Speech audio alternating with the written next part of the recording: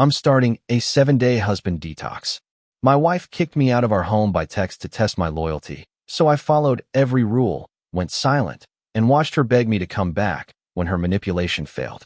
The day I was kicked out of my own house for a husband detox, I realized something was very wrong. The message arrived on my phone during a crucial client meeting. I excused myself and went into the hallway to see what seemed so urgent. The text was a whole paragraph, but the first line was enough to make my blood run cold. I need a break from this marriage.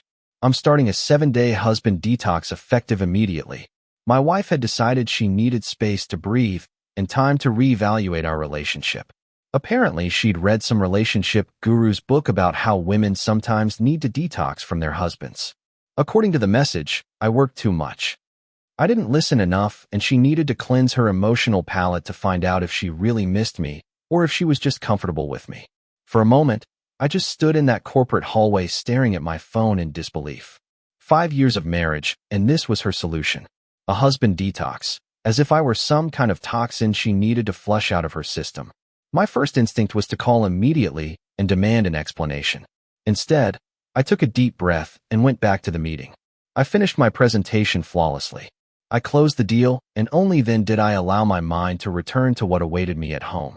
When I walked through the door that night, she was sitting on the couch with a suitcase packed beside her. Not her suitcase, mine. I packed some essentials for you, she said without looking me in the eye. You can come back for anything else you need. So, you're kicking me out of my own house for your detox experiment? I asked, keeping my voice deliberately calm. It's the only way this will work, she replied. I need total separation. No calls, no texts, no contact for 7 days. I looked at her for a long time, watching how she squirmed nervously under my gaze. Something didn't add up. This wasn't just about me working too much. There was something else behind this sudden need for space. Okay, I said, finally taking the suitcase. You want 7 days without me? You'll have them. The surprise on her face was immediate. She expected me to argue, to beg, to try to negotiate.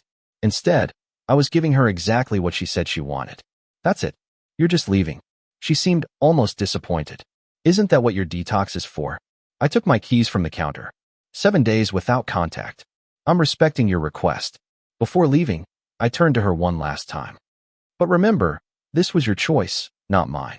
I drove to a friend's house with my mind spinning with questions. This detox thing seemed ridiculous. Something one of her friends must have put in her head. I was busy with work, sure, but nothing that justified this extreme reaction. That night, I made a decision. If she wanted to play this game, I would play better. No calls, no texts, no signs of life. If she wanted to know what life would be like without me, I would show her exactly. I would give her the full husband detox experience. I texted a personal trainer friend to schedule sessions at the gym. That week I called another friend, owner of a luxury men's clothing store, to schedule a wardrobe makeover. I even contacted a real estate agent. Just preliminary conversations, but it was good to have options. My phone buzzed with a text from her. Did you get somewhere okay? I read it, but didn't reply. Detox meant detox. Total separation, exactly as she asked. Another message arrived. Can you at least let me know you're okay? Again, I didn't reply, just silenced the conversation and put the phone away. If she wanted a husband detox, I would give her one so effective she'd never dare suggest it again. She thought 7 days without me would bring clarity. I was about to show her exactly what she had to lose, without needing to beg or argue. My actions would speak louder than any words. On the morning of the second day, I woke up with a renewed sense of purpose. The guest room at my friend's place wasn't as comfortable as my own bed, but the clarity I gained made up for the discomfort. I checked my phone, 7 missed calls and 15 messages, all from her. I swiped across the screen without opening the conversations, watching her tone evolve from bossy to worried, then confused. You have to answer my messages. Are you really going to give me the silent treatment like this? That's not what I wanted with the detox. Please, just tell me you're okay. It was clear she didn't expect this reaction. She wanted a detox on her terms, one where I still texted, still showed I cared, still orbited around her while she rediscovered herself. That wasn't going to happen. I went to the gym for my first session with my trainer friend. 2 hours of intense training left me exhausted, but focused. Afterward, we had protein shakes, and he asked about the situation. She wants space. I gave her space. He said, but use this time to evolve. When the seventh day comes, you'll be a new man with her still in your life or not. His words resonated with me. This wasn't just about teaching her a lesson. It was about reclaiming my own power. By noon, my phone showed 3 more missed calls. I turned the ringer off completely and went to the high-end clothing store. My friend helped me choose a wardrobe that highlighted my physique and conveyed confidence. When I saw myself in the mirror in a tailored blazer that fit perfectly, I barely recognized myself. "Your wife won't know what hit her," the store manager commented. "That's if I decide to go back?" I replied, surprising even myself with the statement. After shopping, I met with the real estate agent who showed me houses in upscale neighborhoods. I wasn't decided on moving permanently, but exploring options gave me a sense of freedom I hadn't felt in years. At the end of the afternoon, I received a message from a mutual friend. "Your wife called me crying. What's going on?" I replied simply. "She wanted a husband detox. I'm respecting what she asked for." The friend called immediately. "She's having a fit, man. Said you just disappeared. That's not what she wanted with the detox." "Then she should have been clearer about the expectations," I replied. "She asked for space. I'm giving space. She's worried you're gone for good. That wasn't my decision. It was hers when she packed my suitcase." After hanging up, I blocked the numbers of all mutual friends. This was between her and me. No intermediaries, no messages. That night, I treated myself to dinner at an expensive restaurant I'd always wanted to try, but never went to because she didn't like the cuisine there. As I savored each bite, my phone lit up with her name. Against my better judgment, I answered, "Hello." My voice was calm, cold, distant. "Where have you been?" She was crying. "I'm so worried. You can't just disappear." I thought that's exactly what a detox meant. I replied, unfazed. "Complete separation. Your words, not mine. I didn't mean it like that. You packed my suitcase, remember? You kicked me out of our house. What exactly did you think would happen?" "I just needed time to think." Her voice failed. "I didn't want you to disappear. Please, come home. We can talk about this." I took a sip of my wine before answering. "No." The silence on the other end was deafening. "What do you mean, no?" She whispered.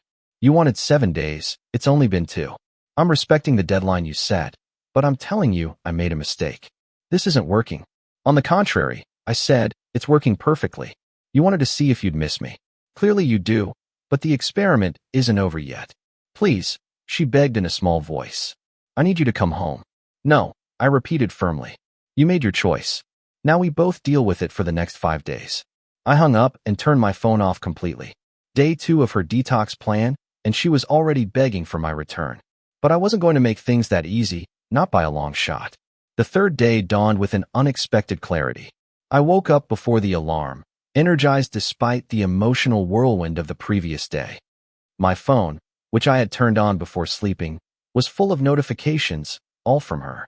Voicemails, texts, even emails. I glanced over everything without opening.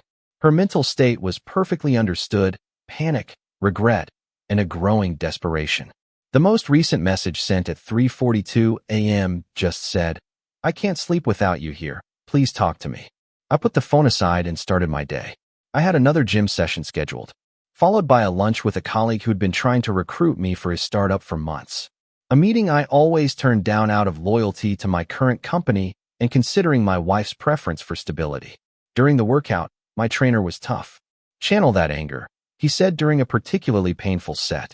"I'm not angry," I replied between gasping breaths. He gave me a look that said he didn't believe me. "So what do you feel?" I thought about the question as I finished the set. "Disappointment," I finally replied, not just with her, but with myself for not seeing it coming. "Seen what coming the test." I said, "This detox thing isn't about needing space. It's about seeing how far I would go for her." My phone vibrated inside my backpack. I ignored it. After my shower, I saw the notification. A friend had texted, "Your wife showed up at my house at midnight looking for you. She's a mess. Whatever point you're trying to prove, I think she gets it now." I replied, "This isn't about proving any point. She wanted space. I'm giving space." The friend replied immediately. She told me everything. The friends from the book club convinced her to try this husband detox. They said if you really valued her, you'd fight it. You wouldn't accept it so easily. Now she realizes how manipulative it was. So there it was, the confirmation of what I already suspected. This wasn't about space. It was a loyalty test disguised as a self-help exercise, a test I was supposed to fail by begging, pleading, proving devotion. During lunch with my colleague, I found I was genuinely interested in his project. The opportunity seemed challenging, but exciting. Moving to another city, higher salary, stake in the company. You don't seem as hesitant as before, he observed. Circumstances change, I replied. Trouble at home? He asked shrewdly. I shrugged noncommittally. Let's just say I'm more open to new beginnings than I was a week ago. He smiled and raised his glass. To new beginnings. After lunch, I drove to our favorite hiking trail, a place we'd visited countless times together. I needed to clear my head to think about what came next. When I reached the top, my phone rang. It was her. Against my better judgment, I answered. I know about the book club, I said bluntly. Silence. Then a shaky breath. They said it would work, that you'd show how much you care by fighting the separation, begging to come home. You mean you never considered the possibility that I would just leave without a fight? That's the problem. I continued. You wanted me to prove something to you and your friends by acting desperate? Did it ever occur to you that respect works both ways? I made a mistake, she whispered. A terrible mistake. The girls thought. I don't care what the girls thought, I cut in. What matters is that you were willing to manipulate me to prove a point. Please, come home. We can talk about this in person. No, I said firmly. You set the rules. 7 days without contact. We're on day 3, but I'm canceling the detox. It's over. For me, it's not over. What does that mean? Her voice rose in panic. It means I'm going to use the full 7 days to decide what I want, what you want. She repeated in a small voice. Yes, because unlike what you and your friends think, this relationship doesn't just revolve around what you want or need. I have a say too. I hung up as I walked down the mountain, feeling a weight lift from my shoulders with each step. Maybe for the first time in our marriage, I was putting myself first, and that felt right. That night, I received a text from my colleague. Offer letter in your email. No rush to decide. Think it over carefully. I opened the email and analyzed the details. The salary was excellent, the opportunity exciting. It represented more than just a career change. It was a potential new beginning. My phone lit up with another call from her. This time I let it go to voicemail. The voicemail came loaded with tears, but revealing. Your friend told me about the job offer. Please don't make any decisions without talking to me first. I know I was wrong, but please don't throw away everything we have. So she was still monitoring my steps through mutual friends, still trying to maintain control. Even during the detox she herself created, I replied with a single sentence. I thought we agreed no contact for 7 days. The response came instantly. I can't take it anymore. I need to see you. I didn't reply. Instead, I forwarded the job offer to my personal email and turned my phone off for the night. The detox might have been her idea, but I was the only one really benefiting. On the morning of the 4th day, I was surprised by a knock on my friend's door. I was already awake, reviewing details of the job offer while drinking coffee. My friend opened it, and through the open kitchen door I saw her standing there, disheveled. Eyes red from crying. He's here, but I'm not sure he wants to see you, my friend said, blocking the entrance. Please, she begged, just 5 minutes. I nodded to my friend, who reluctantly stepped aside. She rushed in, but stopped immediately upon seeing me sitting calmly at the kitchen counter, looking better than I had in months. Are you? She began, looking at my transformed appearance. Different, I suggested, taking a sip of coffee. It's amazing what a few days of clarity can do. Her eyes fell on the laptop displaying the job offer. So it's true. You're considering moving?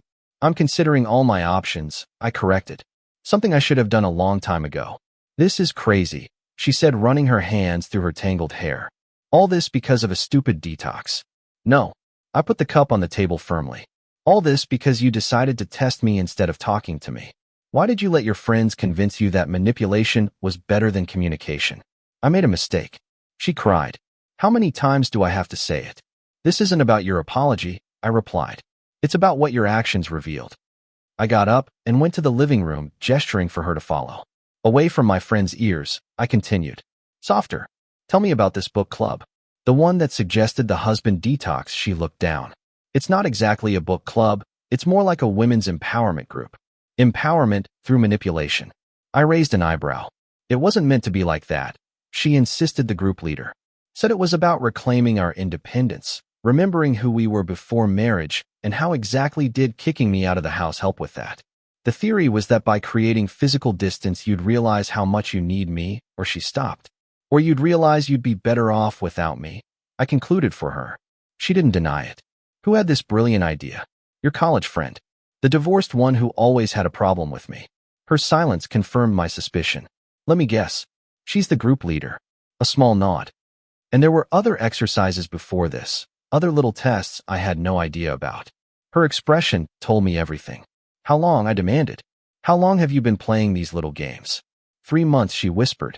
But nothing extreme like this, just little things, like not answering texts immediately to see how you'd react, or mentioning another man to see if you'd get jealous. My stomach turned with disgust. 3 months of manipulation, 3 months treating our marriage like some kind of psychological experiment. When you put it like that, and how else should I put it? I interrupted. You've been deliberately testing me, telling your friends everything while I thought we were partners. Tears rolled down her face. They said all men need to be tested to prove commitment, that it was normal. There's nothing normal about it, I said in a cold voice. Normal is trust, communication, respect, all the things you threw away for the approval of women who don't have our best interests at heart. She tried to take my hand, but I pulled it away. The worst part, I continued, is that if you had just told me you needed more attention, more quality time, I would have listened. Instead, you chose to play games. I can fix this, she begged. I'll leave the group. I'll cut them all off. Just please don't take that job. Don't leave me. I looked at her for a long moment. The woman I married or thought I married wouldn't have been so easily influenced. She wouldn't have risked our relationship for manipulative advice from bitter friends. The detox was your idea, I said finally, and we'll see it through all 7 days. What, Kate? But I'm here now. I'm canceling this. This is no longer about what you want, I replied calmly. I need these 7 days to think, to decide. Decide what? Fear took over her voice. Whether I want to come back or not. The color drained from her face. You can't be serious. 3 days ago I wouldn't have imagined saying this, I admitted. But you gave me something unexpected with this detox perspective. She started to really cry. I'll do anything, please. Then respect my decision, I said firmly. Go home. Wait for my call when the 7 days are up, and if I don't go, she defied through tears. And if I stay right here, then you'll prove this was never about what we needed. It was about control. Yours over me. She looked at me shocked by my transformation. I was no longer a man who would do anything to avoid conflict, who would apologize even when he wasn't wrong. After a long silence, she took her bag with trembling hands. 7 days, she repeated, broken. And then I'll make my decision, I said. Until then, no surprise visits. No messages through friends. Complete separation, exactly as you wanted. I walked her to the door. Before leaving, she turned to me one last time. I love you, she whispered. I never stopped loving you. Love without respect isn't love, I replied. It's possession. When the door closed behind her, my friend whistled low. Dude, I've never seen you like that. I went back to my coffee. Now cold. Me neither. My phone buzzed with a message from the colleague who made the job offer. I need a decision by the end of the week. Pressure's coming from above. Perfect. At the end of the 7 days, I'd have to decide about both the job and my marriage. Stay or go, forgive or move on. For the first time in years, the decision seemed entirely mine. The 5th day arrived with an unexpected calm, no frantic calls, no surprise visits, or she was finally respecting my boundaries or had given up completely. Neither possibility bothered me as much as it would have days earlier. I spent the morning with a real estate agent visiting apartments in an upscale neighborhood on the other side of town, not necessarily to buy, but to understand my options. One of them caught my attention. Modern, minimalist, with floor-to-ceiling windows and a city view. A new beginning embodied in steel and glass. You seem like a man who knows what he wants, the agent observed as I examined the kitchen. I'm getting there, I replied. After the visits, I met with my colleague to discuss the offer in more detail. The position would require a move, but the company would cover all expenses. The role was challenging, but perfectly aligned with my career goals I had partially set aside to accommodate my wife's preference for stability. We need your answer by tomorrow, he reminded me. You'll have it, I guaranteed. Later, I received an unexpected message from her sister. She told me everything. Can we meet? Just to talk. Unlike the friends who tried to act as intermediaries, her sister had always been direct with me. I agreed to meet her at a nearby coffee shop. When I arrived, the sister was already waiting with 2 coffees on the table. She analyzed my appearance with surprise. "Are you okay?" she said. "Actually, you look really good." "Thanks," I replied, sitting down. "How is she?" "Honestly, a mess. But that's not why I wanted to see you." I raised an eyebrow. "No, I wanted to tell you you're doing the right thing." Of all the responses I could have predicted, that wasn't one. She told me about the women's empowerment group. The sister continued, making air quotes with her fingers. "I've been warning her about those bitter divorced women convincing happily married women to sabotage their own relationships." "Why didn't you tell me?" I asked. "I tried in my own way. Remember that dinner last month when I asked if you two were having problems? They insisted everything was fine." I remembered it. I had felt something strange that night, but attributed it to the normal friction of any marriage. "She's been different since she joined that group," the sister continued, "more suspicious, more demanding, testing you in ways that would inevitably backfire. And yet, you're on my side." "I'm on the side of your marriage," she corrected. "That's why I told her she needs to accept your terms, all 7 days with no more games." I looked at her in gratitude. "Thanks." But she leaned forward. "I also need to ask, are you really considering ending everything? Taking that job in another city?" "I'm considering all possibilities," I replied carefully. "She made a huge mistake," the sister acknowledged. "But is it worth it?" I took a slow sip of coffee before answering. "It's not just about the detox. It's 3 months of manipulation before that. The fact that she trusted the advice of toxic friends more than her own instincts.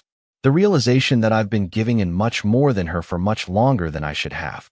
The sister nodded slowly. "I understand, but I also know she really loves you." This whole thing blew up in her face because she couldn't even follow the detox plan.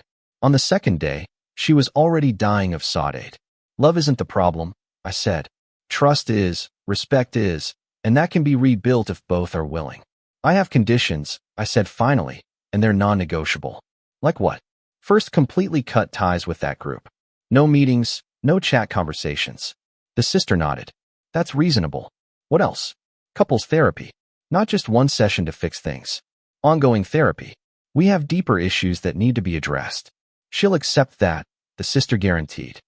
"She's already looking for therapists." "And third," I continued, "we're going to revisit the topic of my career goals. I've put them aside for too long." The sister hesitated. "You mean the job that requires a city move?" "Not necessarily that specific one, but I won't continue limiting my potential because she's afraid of change." After a thoughtful pause, the sister said, "All of that seems reasonable to move forward, but it also sounds like ultimatums." "They're boundaries," I corrected. "I spent years without them. And look where it got us." When our conversation ended, she asked, "What should I tell her?" "Nothing," I replied. "This conversation stays between us. When the 7 days are over, I'll talk to her directly." "And what will you tell her?" She insisted. "That depends on my decision." After she left, I was left alone, turning my wedding ring on my finger. The gold ring, which once seemed like a natural extension of me, now felt strangely foreign. 5 years of marriage. And it took this detox to make me realize how much of my own happiness I had sacrificed. That night, I drafted 2 emails, one accepting the job offer, another rejecting it. I saved both as drafts. Tomorrow would be the 6th day of the detox. One day closer to the decision that would change our lives, my phone buzzed with a message from her. "I know I promised not to contact, but I needed you to know this." I left the group permanently. I told them their advice almost destroyed the best thing in my life. "Whatever you decide on the 7th day, I want you to know that I choose you. I choose us. I hope you choose too." I read the message twice, but didn't reply. Actions would speak louder than words. Actions over time, not just in the panic of losing me. For the first time since it all began, I felt a glimmer of hope. Not that things would go back to the way they were. I didn't want that anymore, but that something new could emerge from the ashes of that misguided detox experiment, something stronger, more balanced, a relationship where I wasn't just a supporting character in her story, but a co-author of ours. The last day of the detox arrived loaded with expectation. Tomorrow would mark the end of the 7 days, the moment of decision. I spent the previous night evaluating my options, weighing what I really wanted against what would be easiest. I started the day with one last workout at the gym. My trainer noticed my distant expression. "Big day tomorrow, huh?" he asked between sets. "Life-changing," I confirmed. "Whatever your decision, Remember what you learned this week. He advised, don't go back to being the man who puts everyone before himself. His words stayed in my mind as I finished my workout and then went to my friend's house to pack my things. Whether I returned to my marriage or started fresh somewhere else, I would no longer be the man who had been kicked out, unannounced from his own house a week before. My phone rang. It was my colleague about the job offer. We need your answer by the end of today, he said. The management is getting impatient. You'll have my answer, I promised. I just need a few more hours. After hanging up, I looked at the 2 draft emails I had prepared. Accept or reject. Stay or go. Neither option seemed completely right or completely wrong. A message from her arrived. I'm respecting your 7-day deadline. Tomorrow, when you're ready, I'll be waiting at home. Whatever you decide, I'll accept. No pleading, no manipulation, just acceptance of my autonomy in this decision. A small, but significant gesture. I spent the afternoon walking around the city, revisiting places that marked our history. The restaurant of our first date, the park where I proposed, the hotel where we spent our wedding night. Each place held pleasant, but distant memories, like chapters from a book I had read in another life. As night began to fall, I made one last stop at a jewelry store. If I don't feel, not to buy a new ring or a reconciliation gift, but to look at watches, something for me, a symbol of this turning point in my life. Regardless of what came next, the jeweler showed me several options, but one caught my attention immediately. Elegant, but discreet, with a dual time zone dial. For someone who travels a lot, the jeweler explained. I bought it without hesitation and left the store already wearing it. The old one stayed in my pocket, a physical reminder that time now ran differently for me. Back at my friend's house, I finally opened my laptop and looked at the 2 drafts side by side. Accept the job or reject, stay or go. I deleted both. Instead, I wrote a new email to my colleague. I wouldn't accept or reject the specific vacancy. I proposed a third option, a remote format that would allow me to maintain geographic flexibility while advancing in my career. It was bold, perhaps even presumptuous, but it represented what I really wanted, not just a binary choice between extremes. After sending it, I felt a strange peace wash over me. Regardless of the outcome, I had finally defended my own interests instead of reacting to circumstances imposed by others. I spent the night preparing for the next day. I separated clothes, organized my things, and wrote down the main points I needed to address. The conversation wouldn't be driven by emotion, but by a clear analysis of what our relationship could be from now on. As midnight approached, officially closing the 7 days of detox, I received one last message from her. Whatever you decide tomorrow, thank you for these 7 days. They forced me to face some hard truths about myself and about how I was influenced.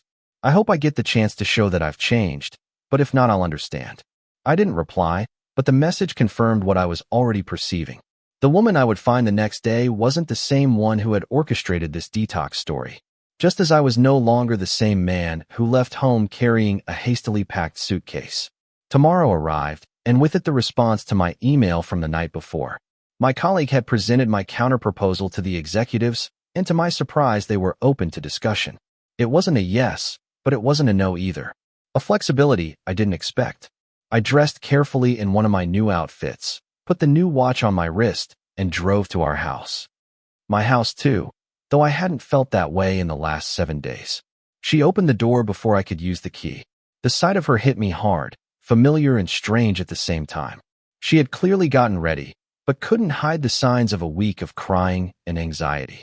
You came, she said in a low voice, making space for me to enter. I said I would come. I entered the house noticing small changes, fresh flowers on the table, my favorite food prepared in the kitchen, furniture rearranged in the living room. We sat across from each other at the dining table, no hugs, no tears, just 2 adults ready for a difficult conversation. Before you say anything, she began, I want you to know I've already started making changes. I completely left the group. I scheduled consultations with 3 therapists for us to choose together, and I'm talking to a career counselor to find out how I can better support your professional goals. I nodded, acknowledging the effort without validating it immediately. Those are good first steps, I replied, but this isn't just about checking off a list. I know, she said quickly. It's about rebuilding trust, about creating something different from what we had before. Yes, I agreed, because what we had before wasn't working, even though I only realized it this week. She looked down at her own hands. I was scared, she admitted. Scared that you were pulling away because of work. Scared of not being enough to keep your attention. So instead of talking to you, I listened to women who transformed their own insecurities into a philosophy, and I tested you to prove your worth. I added, yes, she whispered. It was wrong, manipulative, disrespectful. I took a deep breath. I spent this week thinking about what I want. Not just reacting to what you want or what circumstances determine, but actively choosing my path from now on. Fear passed over her face, but she nodded for me to continue. I want a marriage where we both respect each other's autonomy, where communication replaces manipulation, where each of us can pursue our goals with the other's support. I want that too, she said sincerely. I made a counterproposal for the job, I told her, a remote position that would advance my career without requiring a city move. Her eyes widened in surprise. That's perfect. It's what I want, I corrected. What works for me?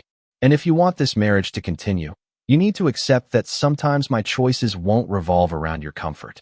I understand, she said. I really understand, and I'll support whatever you decide about the work. I watched her carefully, looking for signs of the manipulative woman who had orchestrated this whole detox story. Instead, I saw someone humbled, someone who had faced the real possibility of losing everything and had been transformed by it. I'm willing to come home, I said, finally, to work on rebuilding what we had, or rather building something better than what we had, but not unconditionally. Relief took over her face, quickly replaced by absolute attention. Tell me your conditions, whatever they are. The 3 I already mentioned through your sister, I said, watching her surprise as she realized I knew about that conversation. And one more. Which one? She asked. Equality. I replied simply. In everything, decisions, concessions, responsibilities, no more of me, constantly giving in to keep the peace. She nodded solemnly. I promise, equal partners from now on. I got up and went to where she was sitting, extending my hand. She took it and stood up to face me. Your detox experiment failed spectacularly, I said without harshness. You wanted to see if you'd miss me, and you couldn't make it to the second day without begging me to come back. An embarrassed smile crossed her lips. It failed, yes, but it also succeeded in a way I never imagined. How so? I asked. It revealed the man I really married. She said, strong, decisive, impossible to manipulate. The man who was hidden under layers of concessions. I couldn't help but smile. Well, that man is back now, and he's not going anywhere, as long as you're ready to meet him as an equal. She came closer carefully, placing her hands on my chest. I'm ready. That night, as we lay in our bed for the first time in a week, she turned to me with a question she had clearly been carrying. Was there any moment when you decided not to come back? When you were ready to leave for good? I thought carefully. Yes, I admitted. When I found out about the months of tests and little games, that wasn't a woman I wanted to build a life with. She nodded, accepting that bitter truth. And what made you change your mind? You. I replied simply, not your words or promises, but your actions. Leaving that toxic group, respecting my boundaries, even when it was killing you, not calling or texting me, taking concrete actions before even knowing if I would come back. She was silent for a long moment. I never imagined a detox would end up purifying me instead of our relationship. Sometimes we find exactly what we need, I replied. Even when we're looking for something completely different. The 7-day husband detox failed in its original purpose. But in that failure, we both found something unexpected, the foundation for a stronger and more authentic relationship. A relationship built not on tests or manipulations, but on mutual respect, clear boundaries, and the courage to stand firm in ourselves. Reddit comment. And so ended the famous husband detox. Not with spiritual enlightenment, not with planned emotional growth, but with a reality check so strong that not even her toxic group could digest it. In the end, she discovered that manipulation is not a therapeutic method. He discovered that he has more backbone than he imagined, and we discovered that some marriages just need a good cleaning, starting with the ego of whoever thought they could control everything. But in the end, one more proof that when you try to test your partner, the one who ends up failing is you.